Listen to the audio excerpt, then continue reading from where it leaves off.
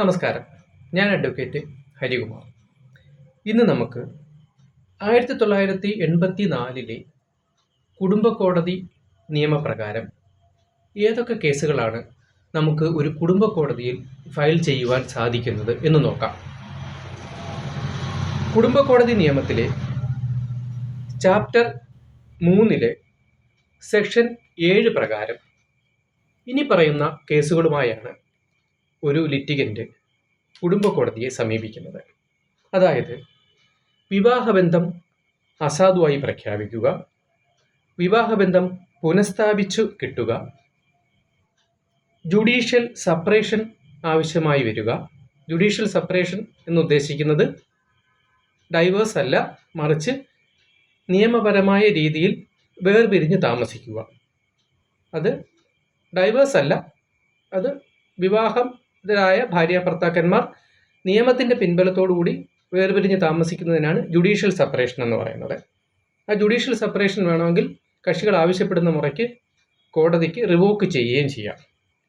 അതുപോലെ തന്നെ നമുക്കറിയാം, ഡൈവേഴ്സ് അഥവാ വിവാഹബന്ധം വേർപെടുത്തുക, പിന്നെ വിവാഹബന്ധം ഏതെങ്കിലും തരത്തിൽ പ്രഖ്യാപിച്ച് കിട്ടേണ്ട ഡിക്ലറേഷൻ, സ്റ്റാറ്റസ് ഡിക്ലെയർ ചെയ്യേണ്ട അവസരങ്ങൾ ഉണ്ടാവുക. ഭർത്താവാണ്, ഭാര്യയാണ് എന്നുള്ള രീതിയിലുള്ള സ്റ്റാറ്റസ് ഡിക്ലെയർ ചെയ്യുന്ന അവസരത്തിൽ, പിന്നെ വിവാഹബന്ധത്തിൽ ഏർപ്പെട്ടിരിക്കുന്ന കക്ഷികളുടെ സ്വത്ത് സംബന്ധമായ കാര്യങ്ങൾ, ഭാര്യയ്ക്ക് ഭർത്താവിൽ നിന്ന് കിട്ടാനുള്ളത്, ഭർത്താവിന് ഭാര്യയിൽ നിന്ന് കിട്ടാനുള്ളത്, അത് വിവാഹവുമായി ബന്ധപ്പെട്ട് വരുന്ന സാഹചര്യങ്ങളാണെങ്കിലും കുടുംബ കോടതിയാണ് സമീപിക്കുന്നത്.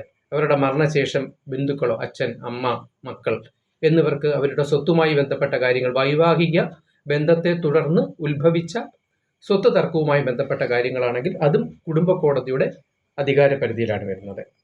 അതുപോലെ തന്നെ വിവാഹബന്ധത്തെ തുടർന്നുണ്ടാകുന്ന ഏതെങ്കിലും തർക്കം, അതിനെ സംബന്ധിച്ച് ഒരു ഉത്തരവോ നിരോധനമോ ആവശ്യമായി വരുന്ന സംഗതികളിൽ നമ്മൾ കുടുംബ കോടതിയാണ് സമീപിക്കുന്നത്.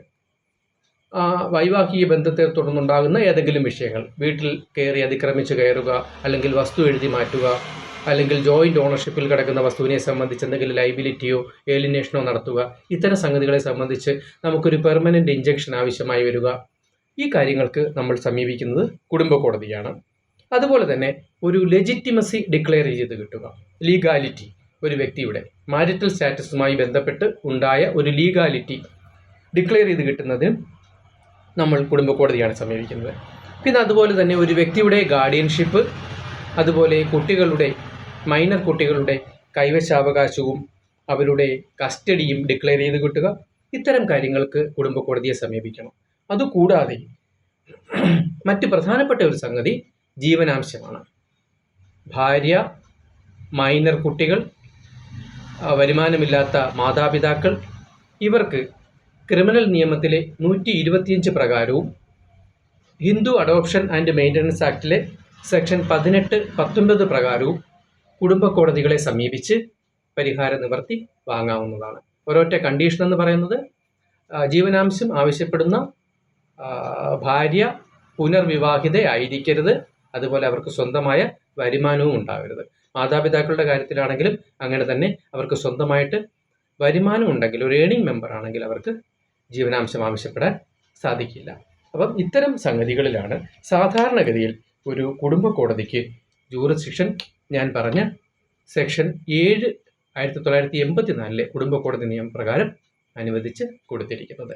ഇതാണ് ഈ നിയമത്തെ സംബന്ധിച്ച് ഇപ്പോൾ പറയുവാനുള്ളത്. മറ്റൊരു വിഷയവുമായി മറ്റൊരു ദിവസം നമുക്ക് കാണാം. നന്ദി, നമസ്കാരം.